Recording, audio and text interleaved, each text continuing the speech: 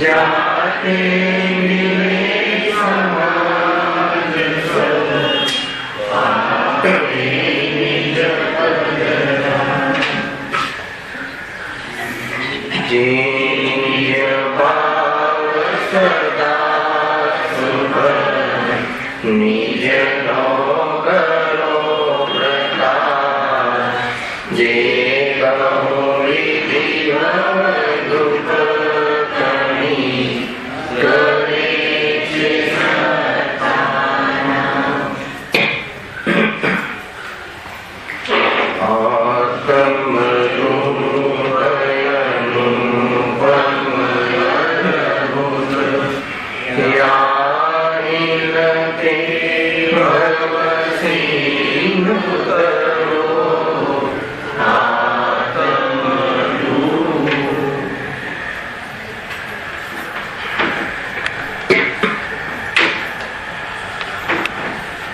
श्री मोक्ष मार्ग प्रकाशक ग्रंथ से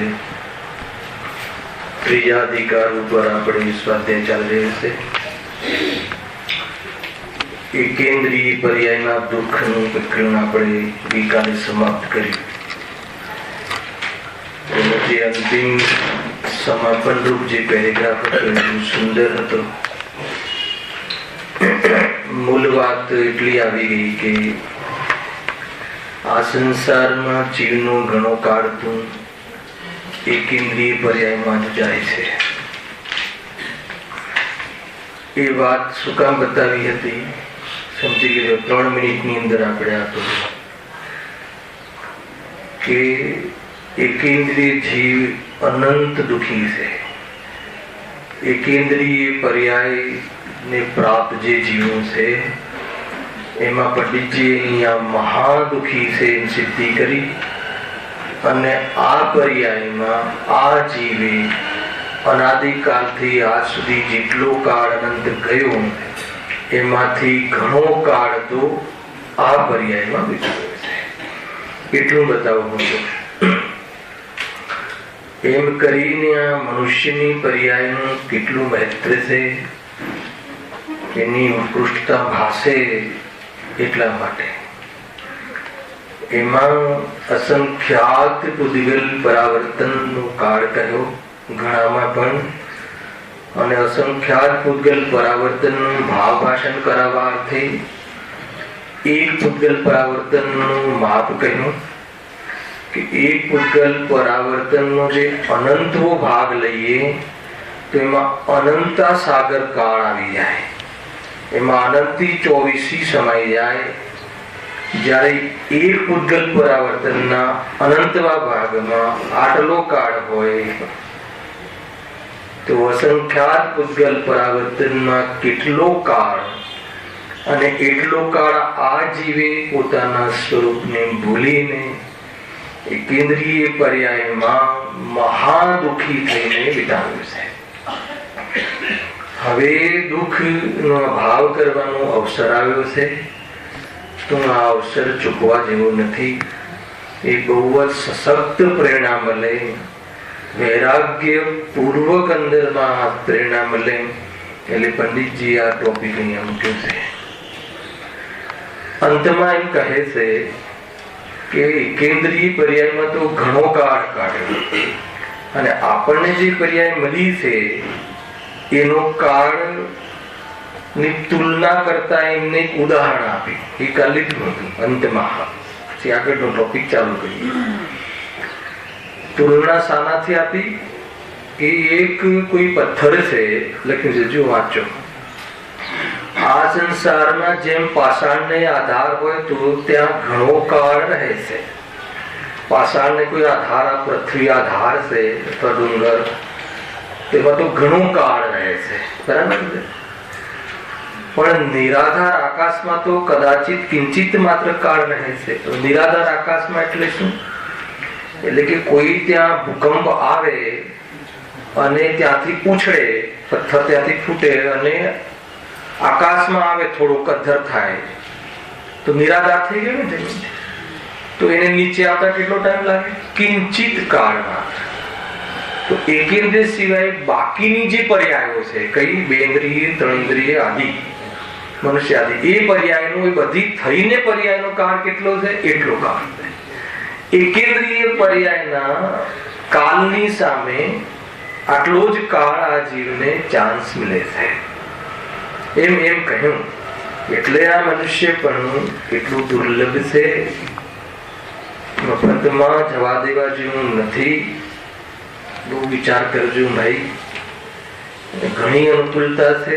જૈન કુળમાં તો જન્મ થયો છે, સમૃદ્ધિ પણ ઘણી છે, પરંતુ આ જીવ બહારના બધા પંચેન્દ્રિયના ભોગ અને પંચેન્દ્રિયના વિષયોમાં, ઇન્ટરનેટ આદિમાં એટલો સમય ખવાવે છે, જીવન ક્યાંય પૂરું થઈ જશે. જો લખ્યું છે અહીંયા, નિરાધાર આકાશમાં તો કદાચિત કિંચિત માત્ર કાળ રહે છે, તેમાં જીવ એકેન્દ્રિય પર્યાયમાં તો ઘણો કાળ રહે છે, પણ અન્ય પર્યાયમાં કદાચિત કિંચિત માત્ર કાળ રહે છે. કદાચિત કિંચિત એટલે આ પથ્થર આવીને નીચે આવે કેટલો કાળ, એટલો કાળ, એટલું છે આયુષ્ય. ભલે 80 વર્ષ 100 વર્ષ, પણ એકેન્દ્રિય પૂતગલ પરાવર્તન કહ્યું ને, એક પરાવર્તન નું અનંતો ભાગમાં અનંતા સાગર ને, તો પછી એની સામે આ આયુષ્ય શું કહેવાય? કશું નથી. શું બતાવું ત્યાં? મહત્વ બતાવું. શાનું? મનુષ્યપણું, કે જેમાં જે પર્યાય છે મોક્ષનો પુરુષાર્થ તો ચારે ગતિના સંગી પંચેન્દ્રિયો કરે છે, પરંતુ સંયમની પ્રાપ્તિ અને સંયમના કાર્યથી, અર્થાત એ કારણ આપવાથી મોક્ષની પ્રાપ્તિ જેવું મહાન જે કાર્ય છે આ પર્યાય થાય છે. અને એ પર્યાય મફતમાં જવા દેવા જેવી નથી. એટલી વાત અહીંયા કરી. હવે એકેન્દ્રિય પછી અહીંયા બીજું ટોપિક ચાલુ થાય છે, વિકલેન્દ્રિય, વિકલેન્દ્રિય તથા અસંગી પંચેન્દ્રિય પર્યાયના દુઃખ. થોડુંક જે ટેકનોલોજી શું છે, અહીંયા ટેકનિકલ વાત પણ લઈએ કે વિકલેન્દ્રિય એટલે શું.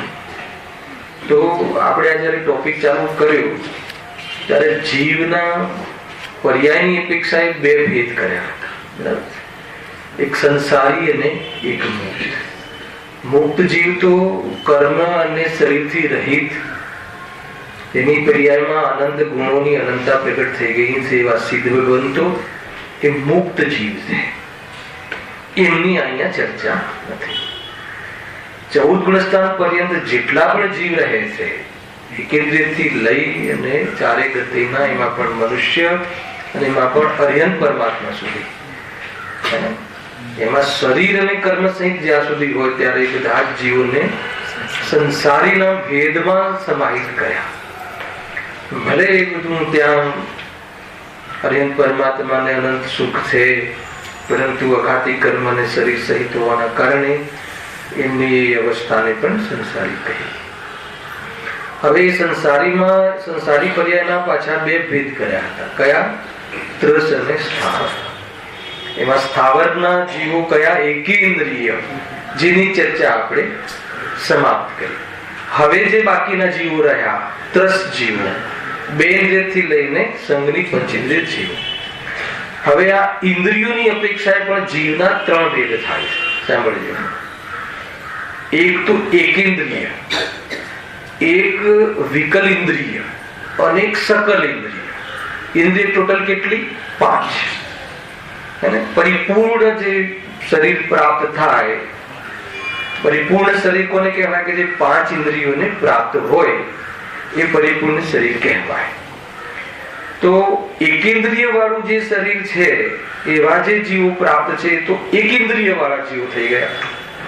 અને જે સકલ ઇન્દ્રિય, પૂર્ણ ઇન્દ્રિયને પ્રાપ્ત નથી અને બાકીની ઇન્દ્રિયોને જે પ્રાપ્ત છે એ વિકલ ઇન્દ્રિય. બસ આટલો જ છે. શું કહ્યું? કે તમે નવો શબ્દ આવે દેતા કે શું હશે, શું હશે? વિકલ, સકલ. વિકલ એટલે પૂરી નહીં, પણ એક પણ નહીં.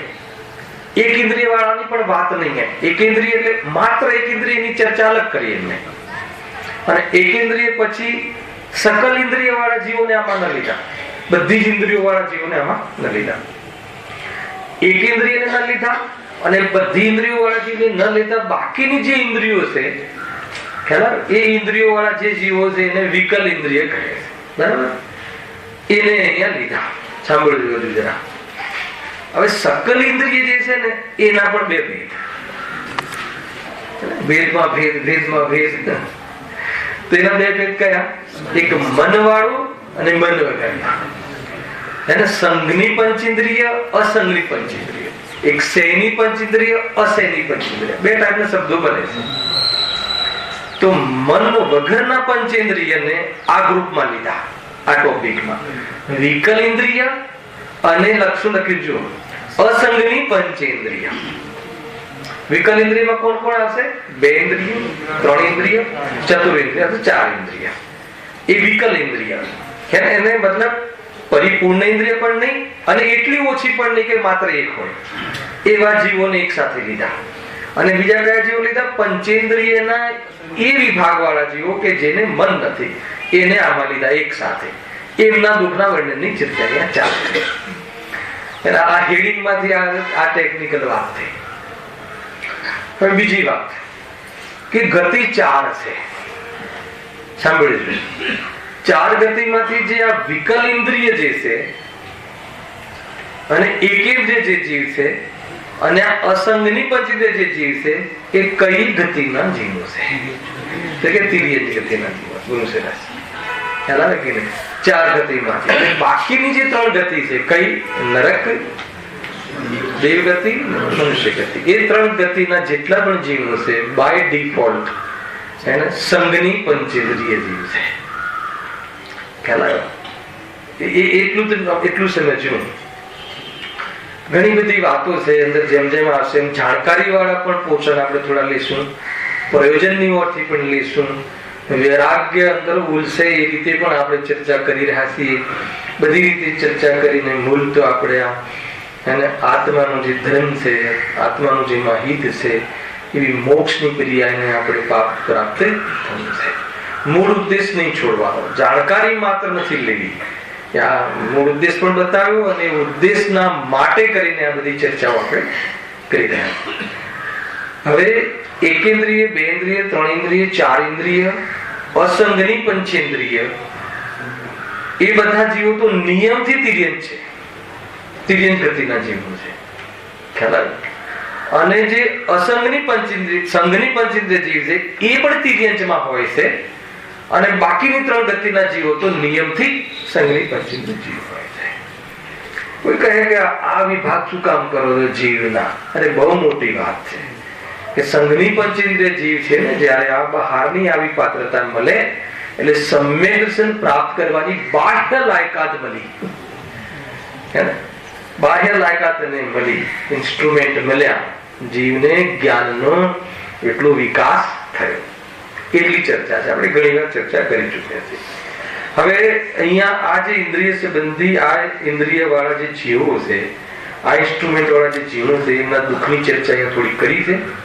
બહુ જ શોર્ટકટમાં કરી છે. એકેન્દ્રિયની ચર્ચા ઘણી કરી અને વિકલ ઇન્દ્રિયની અને સંગીત પંચેન્દ્રિયની ચર્ચા માત્ર એક પેરેગ્રાફમાં કરી છે. કેમ એક પેરેગ્રાફમાં કરી છે? કેમ કે એમને જે દુઃખો છે એ એકેન્દ્રિય જેવા જ છે. ખ્યાલ? એમ લખ્યું છે પહેલી લીટીમાં, હું વાંચું છું આગળ વિષય. વળી ખરેખર તો શું, આજે હેડિંગ આપ્યા અને પેરેગ્રાફ કર્યા ને એ તો બધા પછી થયા મહેન્દ્રભાઈ. એ તો પછી વિદ્વાનો એ પ્રમાણે વિષયને છાંટીને અલગ કર્યા. જે પહેલા લેખન શૈલીમાં આવું બધું હતું નહીં. સળંગ લેખન શક્તિ, સળંગ લેખન પેલા એના છે બધા. એ પૂરા જેટલા બી એમના એની કૃતિઓ છે જેટલી પણ સળંગ લખેલી છે. તમે જોજો જૂના પંડિતો ડરજીના જે છે ને એક ઉર્દુ ભાષામાં પણ છે મોક્ષના પ્રકાશન. એટલે મુસ્લિમો પણ બહુ વાંચતા હતા અને એમના જે શ્રોતાઓ હતા એમના પત્રોમાં તો નામ બધા ઘણા મુસ્લિમોના છે. તો આ તો કોઈ જાતિ ધર્મનો ધર્મ નથી, કોઈ જ્ઞાતિનો ધર્મ નથી, આ તો આત્માનો ધર્મ છે. એના પરથી એ પણ ખ્યાલ આવે છે. વળી બે ઇન્દ્રિય, તે ઇન્દ્રિય એટલે ત્રણ ઇન્દ્રિય, ચોરેન્દ્રિય એટલે 4 ઇન્દ્રિય અને અસંગની પંચેન્દ્રિય પર્યાયને જીવ ધારણ કરે છે. આ જીવ આ બધી પર્યાયોને ધારણ કરે છે, અથવા આટલા ઇન્સ્ટ્રુમેન્ટ વાળા શરીરને પણ ધારણ કરે છે. કેવી રીતે ધારણ કરે છે? તો કે અપરાધ ભાવથી ધારણ કરે છે. એ રીતના ભાવ કરે એટલે પ્રમાણેના જ્ઞાન એનું એટલું ડાઉન હોય છે. જો હવે એક જ લીટીમાં એમને ઘણો બધો વિષય આગળનો અનુસંધાન કરી લીધું. ત્યાં પણ એકેન્દ્રિય પર્યાય જેવા જ દુઃખ હોય છે. એટલે બહુ ચર્ચા કરવી, બહુ કરી ચર્ચા, આપણે 8-10 ક્લાસ તો આના લઈ લીધા, તો એમાં એ સમજી લીધું, એમ કહી દીધું, એમ કરીને એ વાતને પૂરી કરી. એકેન્દ્રિય પર્યાય જેવા દુઃખ હોય છે એટલે કેવા હોય છે કે એમની પણ જે જ્ઞાન શક્તિ એટલી બિડાયેલી છે, એકેન્દ્રિય જેટલી ભલે ના હોય પણ એવી પણ નથી ખુલી. કેવી નથી ખુલી? કે તત્વોનો વિચાર કરી શકે. એટલા માટે ભલે થોડી ખુલી હોય કેન્દ્રની કમ્પેરમાં, પરંતુ એ એવી નથી ખુલી કે જે આત્માનું હિત વિવેકપૂર્વક હિતનો વિચાર કરી શકે. એવી જાતિનું જ્ઞાનનો ઉઘાડ ત્યાં નથી. એ પણ કહ્યું એમને. એટલા માટે એમના જેટલા પણ દુઃખો છે એને કશાય શક્તિ ત્યાં ઘણી છે, અને કશાય મોહ તો તીવ્ર ઉદય છે, એ બધું જ લાગુ પડશે. ખાલી થોડી એ લખ્યું છે હવે 2-3 લીટીમાં કે એનાથી થોડી ખુલી છે, પણ તેથી શું? જ્યાં હિતનો વિચાર ના કરી શકે. હું તો જનરલી આ ટોપિકમાં એમ કહું છું કે વિચાર કરવાની શક્તિ મળી, પણ વિચાર ન કરે તો મળી તેથી શું? ખ્યાલ આવે કે નહીં? મળી તેથી શું? એનો ઉપયોગ જ ના કરે, કંજુસાઈ કરે, વપરાઈ જશે એમ સમજીને બરાબર રાખે ઘરમાં કે જ્ઞાન યુઝ થઈ જશે. એને મૂર્ખ છે આજે. જલ્દી આનો ઉપયોગ કરી લેવો. જો શું કહે છે? ત્યાં પણ એકેન્દ્રિય પર્યાય જેવા જ દુઃખ હોય છે, વિશેષમાં એટલું કે એમ કહીને થોડું પોઝિટિવ કહે છે. અહીં ક્રમપૂર્વક એક ઇન્દ્રિય છે ને, ક્રમપૂર્વક એટલે 2 ઇન્દ્રિય, 3 ઇન્દ્રિય, 4 ઇન્દ્રિય, એમ ક્રમપૂર્વક. ક્રમબદ્ધ પર્યાયની વાત નથી આ. ક્રમપૂર્વક એટલે ઉપર જે નંબર આપે એમાં ક્રમપૂર્વક 2 ઇન્દ્રિય ને 1 ઇન્સ્ટ્રુમેન્ટ વધારે મળ્યું એટલે જ્ઞાન એક ઇન્દ્રિય કરતા થોડો ઉગાડ વધારે છે, 3 ઇન્દ્રિય ને એટલો ઉગાડ વધારે. ઓલો સ્પર્શ સંબંધી જાણકારી હતી, હવે આ સ્પર્શ પછી રસ પછી ગંધ, એ સંબંધી પદાર્થોનું.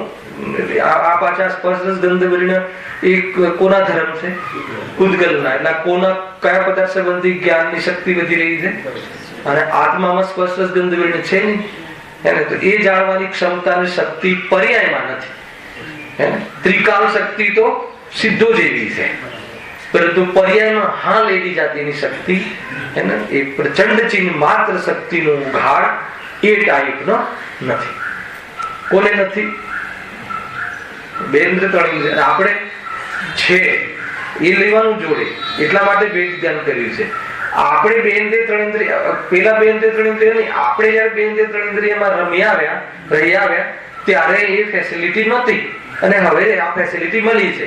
એટલું ભેદ ધ્યાન કરવું. અને બહુ બહારના 2 ઇન્દ્રિય 3 ઇન્દ્રિય આદિ જીવો પર જયારે ધ્યાન જાય તો અંદરમાં કરુણા આવવી જોઈએ કે એને એ જીવ પરેશાન ન થાય. આપણા નિમિત્તથી આપણી જો હુકમી ન ચલાવી એટલું અંદરમાં સાવધાન રહે.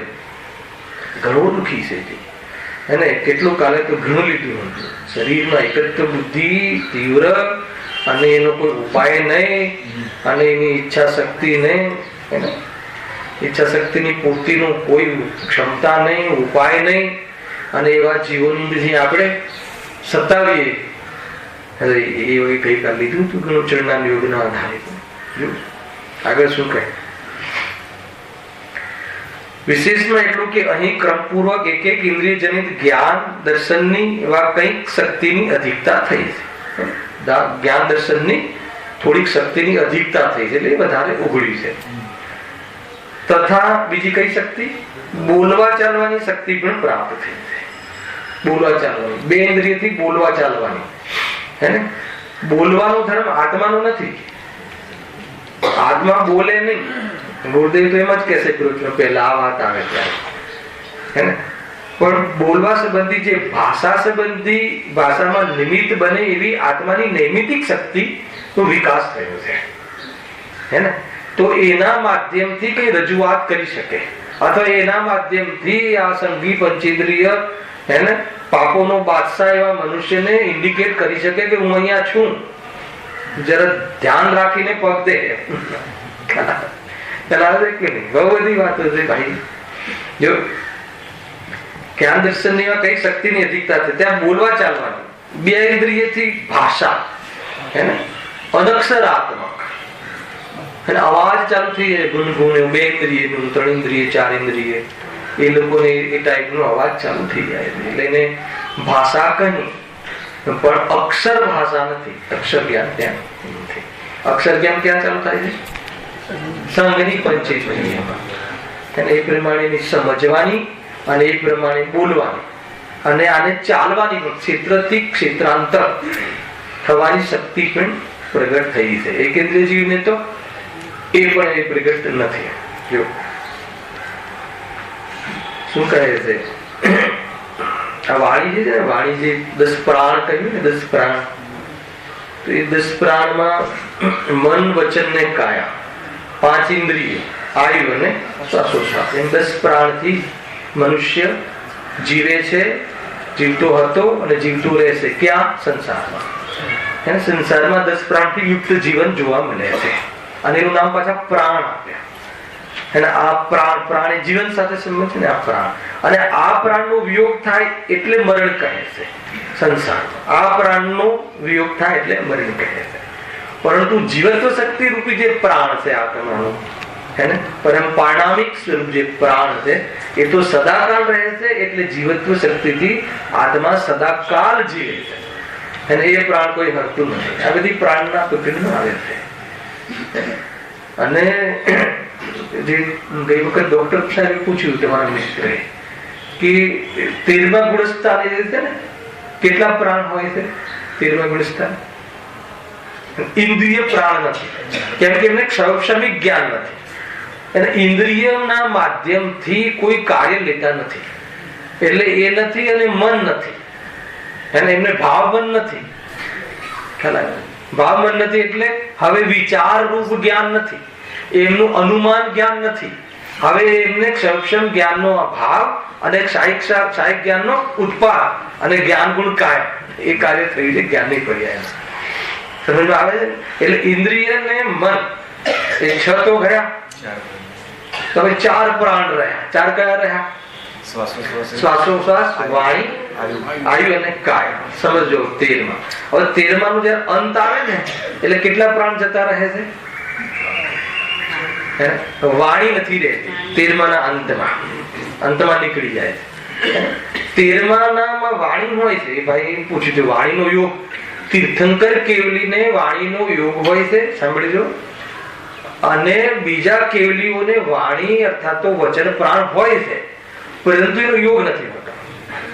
એટલે વચનનો યોગ તો હોય છે. જેમ કે આપણી 5 ઇન્દ્રિયો હોય આપણે કોઈ જીવને આપણામાં, અને જન્મથી અંધ હોય તો એને 5 ઇન્દ્રિય કહેવો કે 4 ઇન્દ્રિય કહેવો? જન્માંત, હે, માનો કર્ણ ઇન્દ્રિય ના હોય જન્મથી, એટલે 2 રોજ હોય, અને આંધળો હોય તો 2 ઇન્દ્રિય તો ગઈ ને. 2 ઇન્દ્રિય નો તો પછી કેટલા ઇન્દ્રિય કહેવાય? તો કે પંચેન્દ્રિય કહેવાય. કેમ કે એને ક્ષયોક્ષમની પર્યાયમાં યોગ્યતા છે, પણ ઇન્સ્ટ્રુમેન્ટ ખરાબ છે. ક્ષમતા તો છે, એટલે એને કોઈ બહારથી એવી જાતિનો પ્રયોગ કરી એ ઇન્સ્ટ્રુમેન્ટને સુધારી અને જ્ઞાન પ્રગટ થઈ શકે. પરંતુ 3 ઇન્દ્રિય હોય, સ્પર્શ રસ ગંધ, તો એને તમે ગમે એટલા ઓપરેશન કરો, આંખો ગમે એટલી લગાડો એને, પણ એને એટલે આ યોગ્યતાની વાત છે. નહીં તો કોઈ કહે કે 2 ઇન્દ્રિય તો જન્મથી જ નથી, તો એ 3 ઇન્દ્રિય ના પંચેન્દ્રિય જ કહેવાય. એ રીતે કોઈ અરિહંત પરમાત્મા જે તીર્થંકર કેવલી નથી, એને વાણીનો યોગ નથી હોતો, પરંતુ વચન પ્રાણ છે ત્યાં.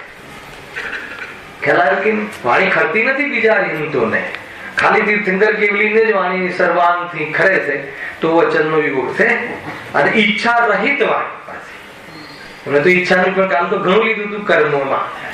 કર્મોની અંતર્ગત લીધી હતી ચર્ચાઓ રાત્રિમાં. તો વચન યોગ ત્યાં છે, પણ જેવું 13મા ગુણસ્થાનનો અંત આવે એટલે શું નથી રહેતું? વચન યોગ નથી રહેતો. પછી બીજા કયા પ્રાણ? વચન, આયુ, પછી શ્વાસોશ્વાસ અને કાયા.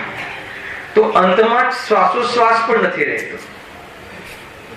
આપણે શ્વાસોશ્વાસ વગર જીવીએ કે ના જીવીએ? તો શ્વાસોશ્વાસ વગર પણ જીવન છે, બતાવવું છે મારે. ખ્યાલ આવ્યો? અને 14માં કાયા પ્રાણ નથી રહેતો. કાયા રહે છે. શું કહ્યું?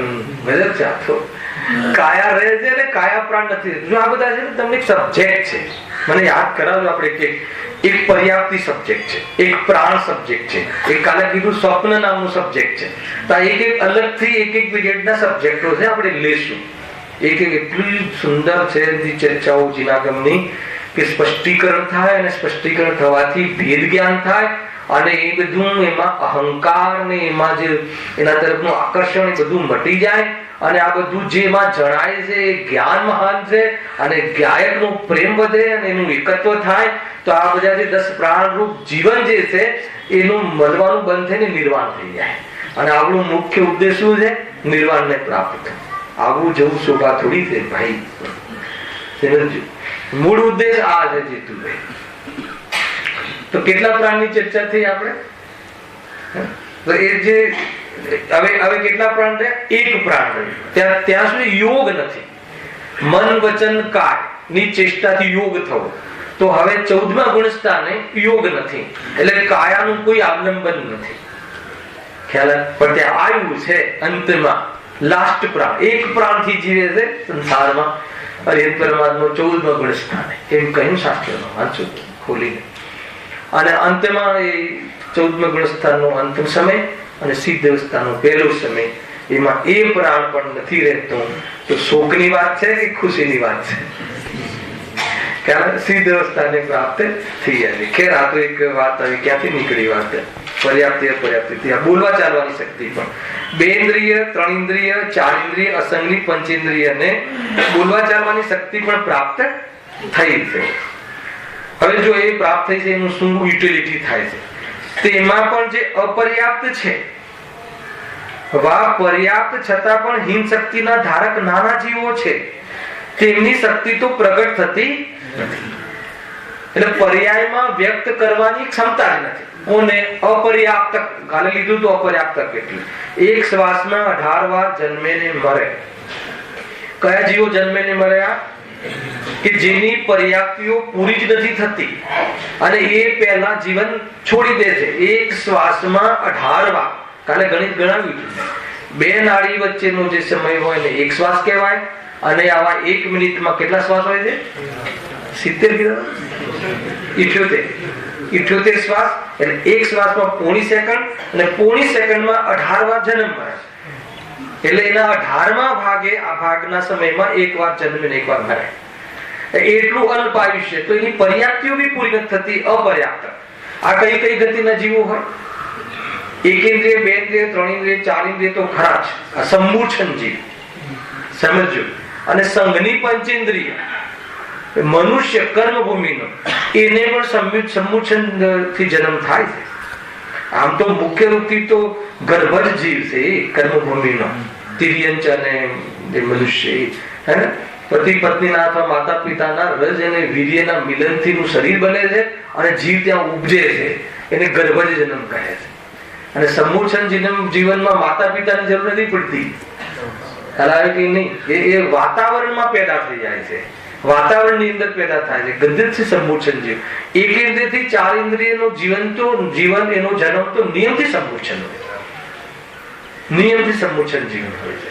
એટલે વાતાવરણ એટલે હવા અને માટી મળે તો ત્યાં શરીર બનીને ત્યાં જીવ આવે. એટલે તમે જુઓ, આ પેરું છે, પછી સંતરા છે, એની અંદર તમને ખ્યાલ નહીં, આપણે આંખ બંધ કરીને અંધારામાં ઠકાઠક ખાઈએ છીએ ને, પરંતુ એ તમે જે સંતરાની તમે કોઈ વખત તોડજો તો અંદરમાં એ જ ઓરેન્જ કલર અંદર બરાબર પેકિંગની વચ્ચે કીડો હોય છે. ત્યાં ક્યાંથી આવી ગયો? કેટલી તમે ધ્યાન રાખી શકો? અરે જ્યારે પ્રકૃતિમાં જીવો પેદા થવાની એક આ સમૂર્છન ક્રિયા છે ને, બહુ ડેન્જર છે. તો પછી જે બહારમાં હોટેલ ને બહારમાં રેકડી ને એ ભોજનની તો શું વાત કરે છે? સમજ આવે છે? અરે જીવોની હિંસાની ઓરથી તો વિચાર કરતા આંખમાં આંસુ આવે. પરંતુ જે શુદ્ધતાની દ્રષ્ટિએ તમે જુઓ ને તો પણ ત્યાં ઉભા રહેવા યોગ્ય નથી.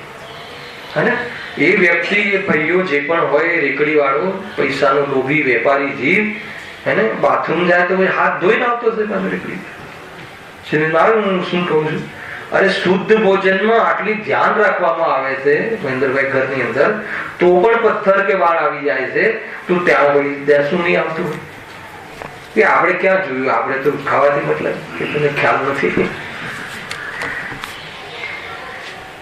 કોઈ ધર્મની અપેક્ષા એવી નથી કહેતું હું, તમે બીજી રીતે પણ કહો, જીવનની અપેક્ષા પણ ત્યાં ભોજન કરો. એક પોતાના થેપલાનો 4 ડબ્બામાં 4 થેપલા લઈ જાવ, શું ફરક પડી ગયો? પેટનો ખાડો તો ભરવો જ ને. હા, એ તો બહુ મોટી વાત છે. હિંસામાં તો નિમિત્ત બનવાનું, નિમિત્ત બનવામાં આપણે તો નિમિત્ત જ બની છે. નિમિત્ત તો કરતા છે. હા, તારા કારણે મળતો નથી, પણ મારવાનો ભાવ તો એ કરે છે ને, એનું ફળ તો છે.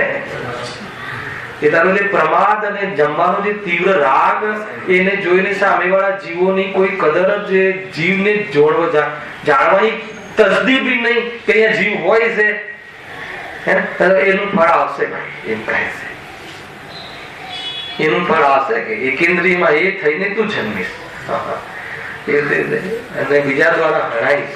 ગ્રંથો છે આ સંસાર, બહુ બધું વિચાર કરવા જેવું છે. કદાચિત કોઈ જીવને આમાં રસ ના આવતો હોય, મારવા મરવામાં કે કઈ વાંધો નહીં, એ તો અત્યારથી કરતા જ આવે છે ને, આદત પડી ગઈ છે, કરી લેશું. તો આ બીજો બી કન્સેપ્ટ છે. એ બાને પણ ત્યાંથી દૂર થાય તો બહુ સારું.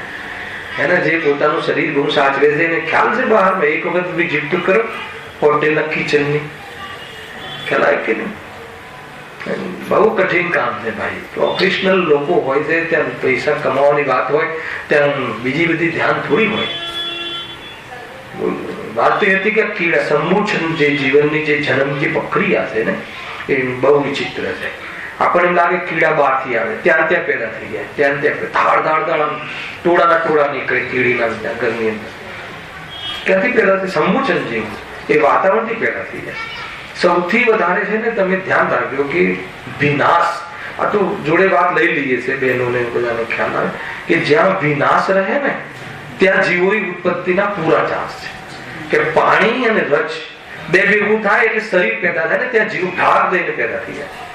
એટલે બાથરૂમ, જે વોશરૂમ કે જે પણ છે, એની જે પણ આપણી સંસારિક ક્રિયાઓ સમાપ્ત થાય એટલે એને કોરા કરવા પાછળનું આ લોજિક છે. બહુ ડિસિપ્લિન. તમને એમ લાગે આ બધું કરવા જશું તો પછી ક્યારે કમાવા ક્યારે જશું? જીવન તો સાદગી વાળું હોવું જોઈએ. એક વસ્તુ બહુ જ ડિસિપ્લિન આને કહે છે. એના જીવન બહુ જ પવિત્ર હોવું જોઈએ. જીવન પવિત્ર હોવું જોઈએ એનો અર્થ કે પરિણામ પવિત્ર હોવું જોઈએ. પરિણામ પવિત્ર હોવું જોઈએ એટલે કે ભેદ જ્ઞાનના અવસર વાળું હોવું જોઈએ. વેદ જ્ઞાનના અવસર વાળું એવું હોવું જોઈએ એટલે કે વેદ આત્માના દર્શનની યોગ્યતા વાળું હોવું જોઈએ. તો હવે આખી લિંક ક્યાંથી ક્યાં જાય છે? સીધો ભગવાન આત્મા ત્રિકાલી ધ્રુવ ભગવાન આત્મા પર્યાયમાં પ્રગટ થઈને નહીં આવી જાય કે ચલ મોક્ષમાં, એમ નહીં થાય. રાહ જોતા રહી જશો અને વળી પાછા નિત્યની ગોદમાં થી આવ્યા ને ઈતરની ગોદમાં જા કે ગુરુદેવ કે જા તું ત્યાં.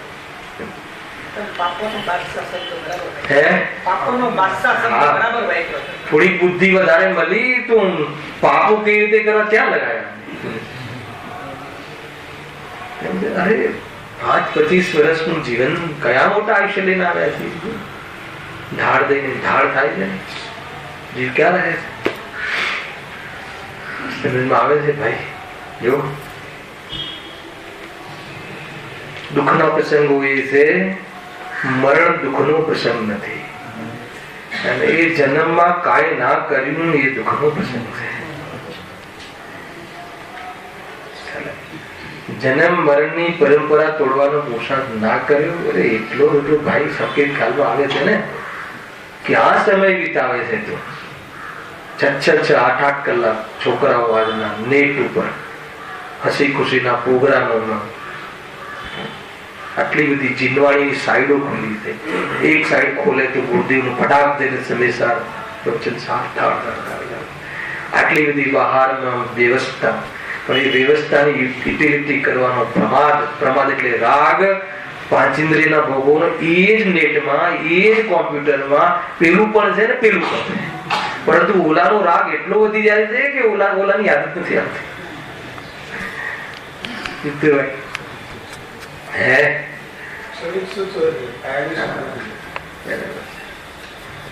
એક વિચાર કરવા જેવું છે ભાઈ, સમાપ્ત થઈ જશે રાગે, કશું નહીં રહે હાથમાં.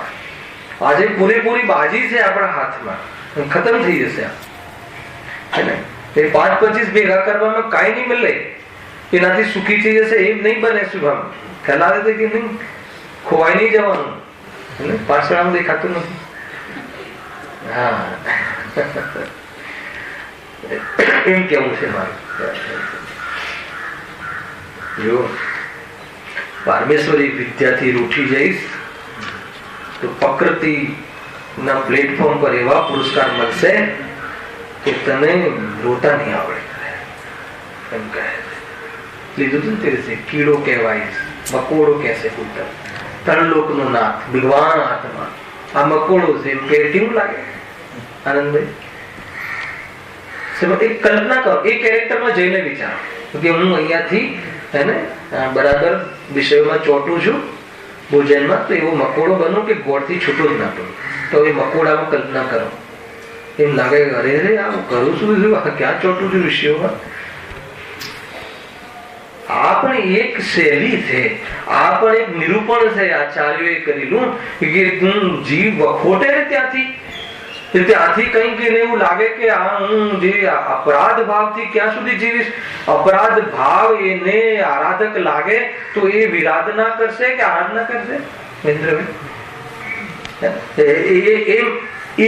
એકલો આત્મા બતાવો છે, પણ એકલો આત્મા બતાવવાની તારી પાત્રતા કેળવવા માટે આટલી બધી ચર્ચા અમને 7 અધિકાર સુધી કરી ભાઈ. 7 અધિકાર સુધી જીવોના આ બધા દુઃખો અને એના કારણો ને એની ચર્ચા પંડિતજી 7 અધિકારમાં કરી, 7 અધિકાર સુધી કરી. અને 8મા અધિકારમાં કે તારે આ દુઃખથી દૂર થવું હોય તો તું જીનવાણી સ્વાધ્યાય કર, તો સ્વાધ્યાયમાં 4 અનુયોગનો પરિચય કરાયો. અને 9મા અધિકારમાં ધાડ દઈને મોક્ષમાં આત્માનો હિચ્છે કરી અને મુખ્ય વાત 9મા અધિકારમાં કરી છે.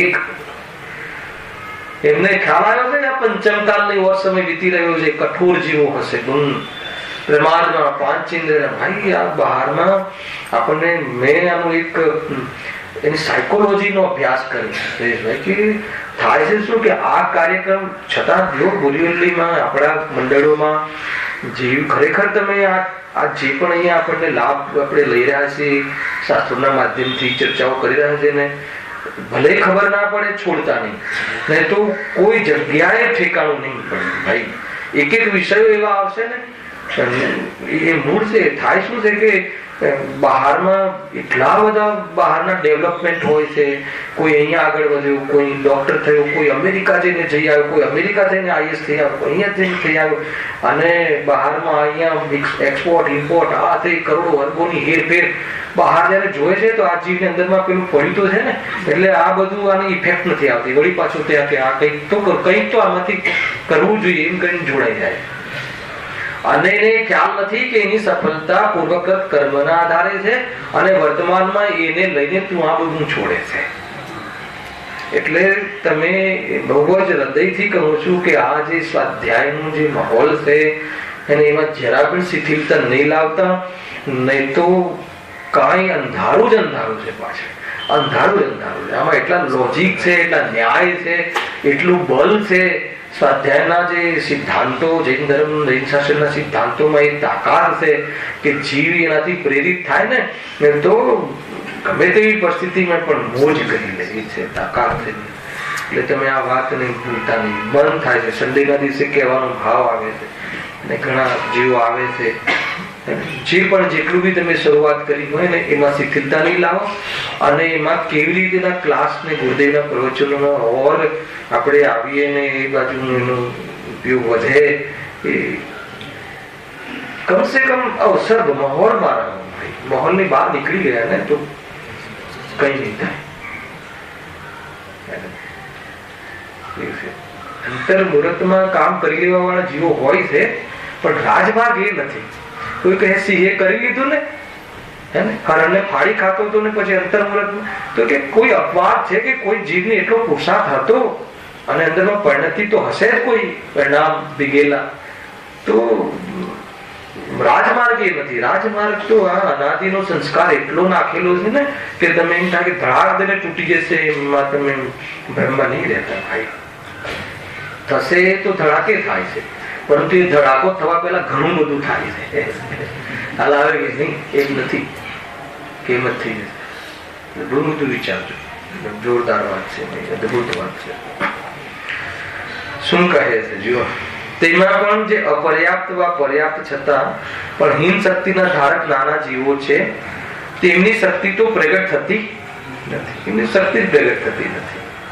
પણ કેટલાક પર્યાપ્ત અને ઘણી શક્તિના ધારક મોટા જીવો છે, એમાં પર્યાપ્ત જીવો હોય, 6 પર્યાપ્તિ પ્રાપ્ત કરી લીધી, એને એવી ક્ષમતા પણ આવી થોડીક એમ, તો તેમની શક્તિ પ્રગટ હોય છે.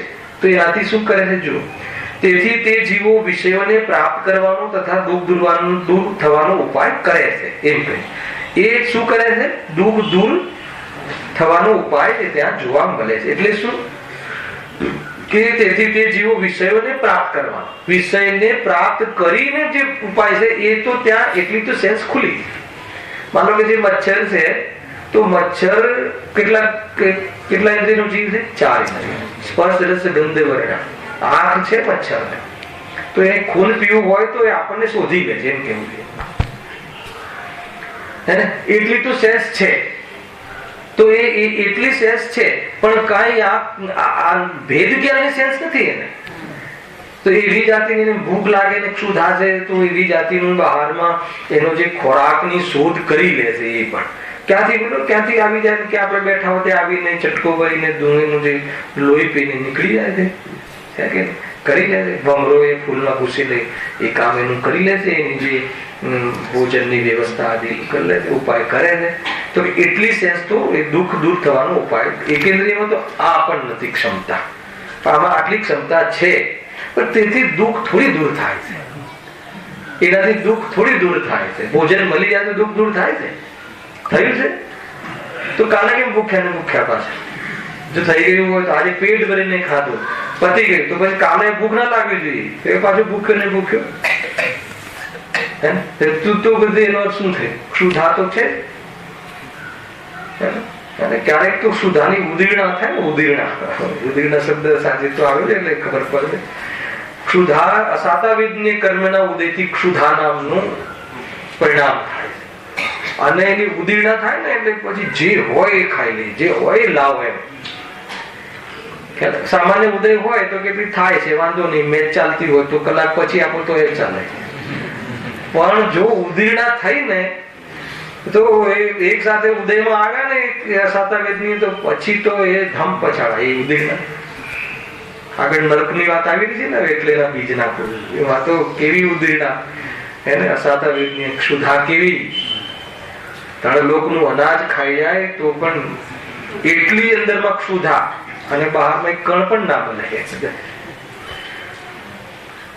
આવું કોણ ભોગવે છે? બોલો, નારકી. આપણે ભોગવી આવ્યા છીએ, અને ખાવાનો ને આટલો બધો ભાવ હશે તો ક્યાં જશું? એટલું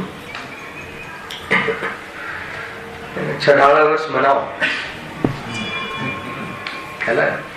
ગુરુદેવ નું જેને વિતરાગ વિજ્ઞાન છે ને, 6 પર પ્રભુ સાંભળે છે. વૈરાગ્ય છલકે અંદર જીવને બહાર કાઢવું છે કે આ શોભા નથી, કે આ તું હવે આ જાતિના પ્રભુ અમને, અમારો ઇતિહાસ હવે બસ બહુ થઈ ગયો. પછી સમ્ય કૃષ્ણની વાત ખોલે. હા, શું કે તેથી તે જીવો વિષયોને પ્રાપ્ત કરવાનો તથા દુઃખ દૂર થવાનો ઉપાય કરે છે. ઉજવો ક્રોધાધિક થી કાપવું, આ મારવું, લડવું, છળ કરવો, અનાદિક નો સંગ્રહ કરવો, ભાગી જવું, દુઃખથી તડફાટ કરવો અને પોકાર કરવો ઇત્યાદિ કાર્ય તેઓ કરે છે. આ કાર્ય કરવાની ક્ષમતા આવી ગઈ. ભાગવાની, દોડવાની, બૂમ મારવાની અને તડફડાટ કરવાની. પેલાને તો તડફવાની પણ ચાન્સ નથી, કોઈ કઈ જ નહીં. એક ઇન્દ્રિય તો જાણે જળવત લાગે. કેટલો દુઃખી, અનંત દુઃખી. એટલા માટે કેન્દ્રિયને પહેલા આપણે બહુ ચર્ચા કરી. માટે તેમના દુઃખ કંઈક પ્રગટ થાય છે. દુઃખ પ્રગટ થાય છે, દૂર નથી થતા. એ માન્યું નહીં. દુઃખ પ્રગટ થવામાં દુઃખનું થોડું ઓછું દુઃખ લાગે છે, પણ દુઃખ વધતું નથી. એ આપણે લીધું હતું લોજિક. એ કેન્દ્રી છે. પ્રગટ કરો, તમે દુઃખ વ્યક્ત કરો, કશાય સંબંધી તમે કશાયના અંતર્ગત જે પ્રવૃત્તિ થાય ને, તો એ સંબંધી થોડુંક દુઃખ ઘટે છે, ઓછું દુઃખ થાય છે, મળતું નથી. જાણનાર તેનાથી મળતું નથી. ભૂખ લાગી, દુઃખ થયું ને, ક્ષુધા. હવે ભોજન કર્યું તો દુઃખ ઘટ્યું, મટ્યું નથી. ભોજન કરવાનો ભાવ મટી જાય અને ભોજનમાં સુખ બુદ્ધિ તૂટી જાય તો સુખનો પ્રારંભ થાય. ભોજનમાં સુખ બુદ્ધિ તૂટે તો સુખનો પ્રારંભ થાય, અને ભોજનનો સંપૂર્ણ ભાવ મટી જાય તો આ તો ખાલી ભોજનની મુખ્યતાથી ચર્ચા ચાલે છે, કેમ કે જીવને પેટ માટે જ જીવે છે. એટલે અહીંયા કોઈ કહે કે શાસ્ત્રોમાં કેમ ખાવા પાછળ પડી જાવ છો, તો કે તું ખાવા માટે જીવે છે એટલે. કોઈને એવું થાય કે નવો આવ્યો હોય તો જયારે જોઈએ ત્યારે અમારે ખાવાની જ નિંદા થતી હશે. ખાવા પાછળ તો કે તું જોઈ લે કે તું જે પણ કરે છે એ શાના માટે કરે. અને કોઈ બી પ્રસંગોની સફળતા પાછળ ભોજન મુખ્ય છે. જોઈ લીધું તમે. અરે છોકરું જન્મે છે તો એ અંગૂઠો મોઢામાં નાખે છે જન્મતાની સાથે. એટલો ઊંડો સંસ્કાર ભોજન, એટલો ઊંડો સંસ્કાર. મરતા મરતા પણ કુટુંબને એમ લાગે કે થોડું ખવડાવી દો, થોડું પીવડાવી દો, થોડું કરાવી દો. મરતા મરતા પણ મેથીના લાડવા બનાવ્યા છે ને જતા રહે છે, ખવડાવી દો જલ્દી ફટાફટ.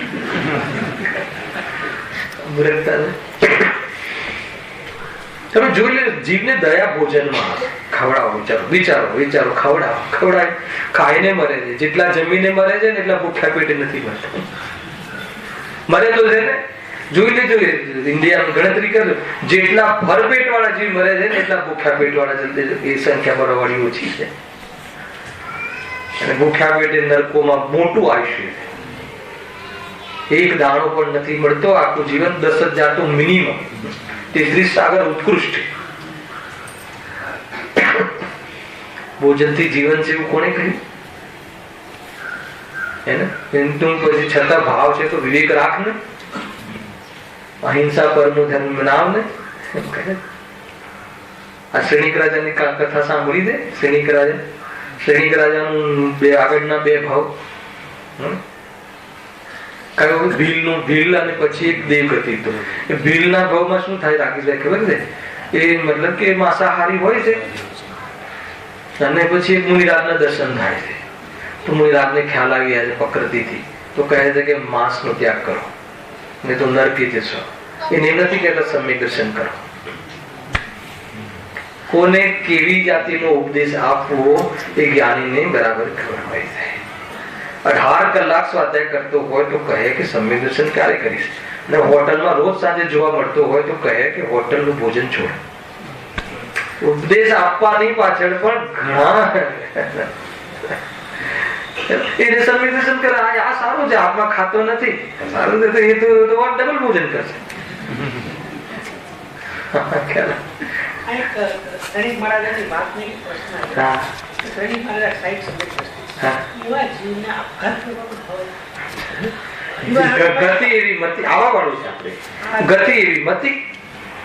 જે ગતિ થાય, જે ગતિમાં જવાનું હોય ને એના ભાવ છેલ્લે આવે લેતા નથી.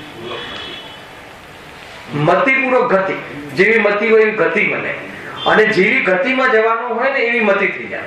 એકદમ પ્યોર લોજિક છે મહેન્દ્રભાઈ. માનો કે આપણે 1 કલાકનો અહીંયા તમે ટાર્ગેટ પકડો, હાલ તમને મતલબ ખુલાસો થાય. હવે તમારે 3 મિનિટ બાકી હશે ને, એટલે તમે જે નેક્સ્ટ કામ હશે ને તમારું, તમને યાદ આવશે. એ ત્યાં જવાનું છે, સામે વિધાન છે, ત્યાં બેસવાનું છે, વિચાર. એટલે જે નેક્સ્ટ જવાનું હોય ને એનો વિચાર પહેલા ચાલુ થઈ જાય. એટલે જ્યાં જવાનું હોય ને એવી મતિ થઈ જાય. હા, કાયક સંકેતી. બસ એનો યોગ છે, એનો એ પ્રમાણે નિકાચિત છે તો થવાનું જ છે. આપઘાત એમને ચારિત્રનું બનીએ, કશું જ લેવા દેવાની, કોઈ જ લેવા દેવાની. મતલબ કે તમે ચોથા ગુણ સ્થાને જીવ છે ભાઈ શૈલેષભાઈ. ચોથા ગુણ સ્થાને થવા વાળી કશાય, જેવી કશાય એવી કશાય કોઈ મિથ્યા દ્રષ્ટિ ને થાય તો બી એને અનંતાનુબંધી ઓલાને નહીં કહેવાય ને આને અનંતાનુબંધી કહેવાય. બસ આપણે કસાયને જોઈને અનંતાનુબંધી પ્રત્યાખ્યાનનો નિર્ણય નહીં થાય. આપણે કસાયનો વિષય જોઈને ભેદ કરીએ છીએ. માનો કે તમને ખાવાનો ભાવ, આપણને ખાવાનો ભાવ ને ગુરુદેવને ખાવાનો ભાવ. સમજો, બની શકે, સાંભળજો, બની શકે એમને 2 વાટકી રસ ખાવાનો ભાવ આવે અને તમને એમ લાગે નહીં વેરાગે એક જ વાટકી. પણ આપણને 1 વાટકી ખાવાનો જે ભાવ છે ને અનંતાનુબંધી હોઈ શકે છે અને એમને અપ્રત્યાખ્યાન. આ બધી વાત તો આગળ સમજવી પડશે ભાઈ. એટલે તમે ફટાક દઈને સ્ટેટમેન્ટ આપી દો ને ઢાળ દઈને કે આ નહીં, આમ આ છે, આ તે છે, તને અધિકાર નથી. તું જ્ઞાનથી જો, નહીં તો બહુ ભૂલો પડી જાય. હલાવે કે નહીં? જીવને જ્ઞાનથી જો, દ્રવ્ય સ્વભાવથી જો, નહીં તો ભૂલો પડી જાય. એને અપ્રત્યાખ્યાન કસાય છે કે અનંતાનુબંધી તું નક્કી નહીં કરી શકે. જરાય નહીં. જે દેખાય એવો ધર્મ મુનિ દશામાં પ્રગટ થાય છે અને એ બી અભિપ્રાય નથી દેખાતો. બહારનું જીવન જોઈ અને આ કશાય, આટલી કશાય ન હોય તો આવું જીવન હોય, એના આધાર ઉપર બહારમાં આપણે મહિમા લાગી છે. એના આધાર ઉપર એમનું નામ આપીએ છીએ મહાવ્રતી. અને બીજાનું તો બહારનું જીવન જોઈને નિર્ણય કરવો અને પોતાના પરિણામ જોઈને નિર્ણય કરવો. અને બીજાનો નિર્ણય તો કરવાનો અધિકાર જ નથી. પરંતુ જ્યારે નમસ્કાર કરવાનો જ્યારે પ્રોગ્રામ આવે ત્યારે એનું બહારનું વર્તન જોઈને એનો નિર્ણય થતો. અરે ભાવલિંગી સંત અહીંયા બેઠા હોય ભાઈ અને તમે નમસ્કાર કરો ને એટલામાં તો મિથ્યા દ્રષ્ટિ થઈ ગયા હોય અને નમસ્કાર કરીને ઉભા થાય એટલામાં સમ્યક દ્રષ્ટિ થઈ ગયા હોય. ક્યાંથી પકડશો, ક્યાંથી જોશો તમે? બધા વિષય છે આગળ. હવા ગજબ છે જુઓ. ભીલની વાત ચાલતી કહી દઉં હવે. તો એ શનિક રાજાનો જીવ જે છે ને, તો એ 2 ભોગેલા ભીલનો એને અવતાર હોય છે. ભીલ હોય છે જીવ, તો માંસાહારી હોય છે. તો એ ધંધો કરે. હવે એક વખત એક મુનિરાજના દર્શન થાય. મુનિરાજને એમ થાય છે કે કોઈ દિવ્ય જીવ છે, પણ એને ખ્યાલ છે કે અત્યારે આ પાપ પ્રવૃત્તિની બહુ ચાલે. વિચક્ષણ બુદ્ધિ મુનિરાજ તો કહે કે તું માંસનો આહાર છોડી દે ને તું તારું જીવન તું નરકમાં જઈશ. એટલે કહે છે કે હે પ્રભુ સાંભળજો, એક ભાઈ પૂછતા હતા ને, ભાઈ અનાજનું, ખેડૂતનું, ખેતીનું જે જીવન છે ને, તો આ એવો જ પ્રશ્ન એ કહે છે કે અમારે તો ધંધો જ આ છે, તો એ કેવી રીતે બંધ કરીએ? સાંભળજો, બહુ જોરદાર વાત છે કે અમારે તો બિઝનેસ જ આ છે કે બસ મારફાડ કરી તો માસ્ટર વેચું ને આહાર કરવું, એ કામ જ ધંધો છે, જીવન જ એ છે. મુનિરાજને ખ્યાલ આવે તો મુનિરાજને છતાં એને ભદ્રતા લાગી હશે મુનિરાજને, તો મુનિરાજે કહ્યું કે તારે કાગડાનું માંસ છોડી દે, એટલું ત્યાગ કર. એટલે બીજું ખાઈ ન કહ્યું. હા બોલજો, કાગડાનું માંસ છોડી દે. એની પરીક્ષા કરવી હતી ને, તો કે હા પ્રભુ હું કાગડાનું માંસ પ્રાણ જશે તો પણ હું એનું સેવન નહીં કરું. હવે બને છે એવું કે કોઈ જબરજસ્ત અસાધ્ય રોગ થઈ જાય છે અને ત્યાંના જે ઉલટા વૈદ્ય હોય ને, ખોટા વૈદ્ય મૂર્ખ, એ કહે છે કે તું કાગડાનું માંસ ખા, જો કેવો નિયોગ થાય છે તો તને આ રોગ મળશે, નહીં તો તું કાલે મરણને પ્રાપ્ત થઈ જશે. એ સવાલ જ નથી આવતો. મેં રાત સામે એનું વ્રત લીધું છે, નિયમ લીધું છે, દ્રઢતા જોઈએ ને, તો સવાલ જ નથી આવતો. જીવન પૂરું થવું હોય તો થાય. એટલામાં એક યક્ષિણી ત્યાં બેઠી હોય છે, સાંભળજો થોડીક પાછળ, અને એમનો એક મિત્ર હોય છે. એ મિત્રને સમાચાર મળે છે કે આ મારો મિત્ર છે, આ ભીલ છે, એ મિત્ર છે, એ આ નહીં ખાય તો મરી જશે. હવે આવતો હોય છે ને યક્ષિણી, યક્ષિણી દેવગતિના દેવો હોય છે. યક્ષિણી બેઠી હોય છે, એને ખ્યાલ આવે કે અધિગાની હોય છે, ખ્યાલ આવે કે આ જયારે આ જશે ને, આ દોસ્તાર એને સમજાવશે ને, ઓલાની દરજ્જા તૂટી જશે. તો એને બતાવે છે કે તું તારા મિત્ર પાસે જઈને રોકે, તું તારા મિત્ર પાસે જાય છે, તું પ્રેરણા નહીં આપતો ને તું નરકી જશે. કઈ વાંધો નહીં. ત્યાં જાય છે, જઈને પહેલા એને તટો લે છે. એ મિત્ર સાંભળે, મિત્ર કોણ, યક્ષિણીનો જીવ કોણ અને આ ભીલનો જીવ કોણ, 3 કેરેક્ટર ક્યાં જાય છે સમજો. તો આ યક્ષિણીનો જે આજે જાય છે ને એનો મિત્ર એને કહે છે કે નહીં તું લઈ લે. ના કે લઈશ જ નહીં, ઘણી રીતે સમજાવે છે, કહે છે દ્રઢતા જોવા માટે. પછી એને આખું સ્ટોરી કહે છે કે મને યક્ષિણીનો જીવ મળ્યો હતો, એને આમ કહ્યું છે અને તારી દ્રઢતા જોઈ લે તો હવે તું સ્વર્ગમાં જઈશ. હવે લેતો નથી એટલું નહીં, અંતમાં સંપૂર્ણ માંસાહારનો ત્યાગ કરીને અણુવ્રત લઈ લે. સમ્યક દર્શન નથી, સમજો. સમ્યક દર્શન વગરનું સંયમ, વગર સંયમે ઊંચાથી ગતિમાં ના જાય. અને સમ્યક દર્શનનું સંયમ તો સર્વ સિદ્ધિમાં જ જાય. પણ સમ્યક દર્શન હોય અને સંયમ ના હોય, એના કરતા કોઈ સંયમી હોય તો એ સમ્યક દર્શન કરતા ઊંચા સ્વર્ગમાં જાય. ઘણા બધા લોજિક છે, છતાં સમ્યક દર્શનને સ્વરથી મતલબ નથી, આત્માથી મતલબ છે. તો કે આ સારું કીધું આજે તો. પણ જે છે વસ્તુનું સ્વરૂપ એ સમજવું પડશે. તો શું થાય છે કે એ તો મરણને પ્રાપ્ત થાય છે અને જીવ સીધો ત્યાંથી સ્વર્ગે જાય છે અને ત્યાંથી દેવગતિનું હજારો લાખો વર્ષ હોય છે એ પછી શ્રેણિક રાજાનો જીવ એ છે. અને જે ઓલો જીવ હોય છે ને અક્ષિણી, એ કોણ? ચીલના રાણીનો જીવ હોય છે. અને જે આ દોસ્તાર હોય છે એમનો પુત્ર અભય કુમાર હોય છે. અને એમને જે જેલમાં નાખે છે ને એ બીજો કર્ણિક નામનો પુત્ર. તો એને જેલમાં નાખે છે અને જેલમાં નાખે છે અને શ્રેણિક રાજાનું જે મરણ થાય છે ને, આપઘાત કરવા પાછળનું પણ પુત્ર મોહ છે કે આ પુત્ર મારવા આવે છે, મરવાનું તો છે જ, પરંતુ એ બહારમાં બદનામી થશે મારા દીકરાની કે બાપને મારી નાખ્યો, તો હીરો ચૂસી લઈને આપઘાત કરી લે છે. જો તો છેલ્લે સમ્યક દ્રષ્ટિને પણ પુત્રનો આ જરા ડર લાગે. હવે સમ્યક દ્રષ્ટિને પુત્રનો રાગ છે તો અમારે તો હોય ને, તરત જ પકડે આજી. અરે એનું ફળ શું આવ્યું? પણ એનું ફળ મોક્ષ નથી આવ્યું, એનું ફળ બંધ છે સમ્યક દ્રષ્ટિને પણ. સમજ આવે કે નહીં? વાત એટલી હતી કે એક અંદરથી જીવોની કરુણા પ્રત્યે કરેલું જે પરિણામ છે એના ફળ કેવા આવે છે, છતાં એ ફળ કરતા એમને જે ક્ષણિક જીવન મળ્યું એના પછી બધાને ખબર છે કે શું થયું. અને અહીં આવવાવાળી 24 પ્રથમ તીર્થંકર હે ને, જૈન ધર્મ જૈન શાસન વગર તો આ સંસારનો આરો ક્યારે નહીં આવે એવી જોરદાર ચર્ચા છે. બાકીની જે ચર્ચા છે નેક્સ્ટ શનિ રવિ આપણે અહીંયા બ્રેક છે. અમે લોકો અમારા જે પાઠશાળાના 150 બાળકોને લઈને તારંગાજી યાત્રા જઈ રહ્યા છીએ. સોનગઢમાં પણ યાત્રા છે અને એટલે શનિ રવિનો બ્રેક છે. એના નેક્સ્ટ શનિ રવિથી આપણે ફરી પાછું સહેજાનંદી